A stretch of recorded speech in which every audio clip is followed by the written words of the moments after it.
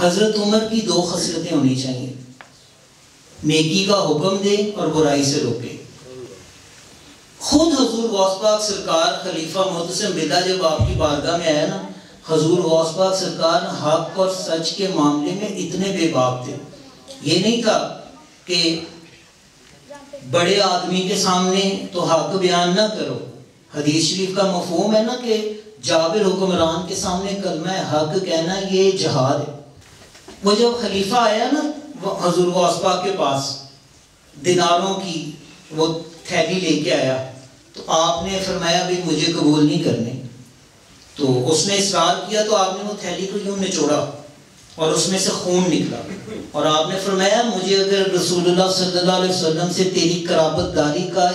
لحاظ نہ ہوتا تو میں اس خون کو تیرے محل کی دیواروں تک بہا دیتا، اٹھا اس کو لے جا، غریبوں کا خون چوس کے مجھے ہدیہ پیش کرنے آئے۔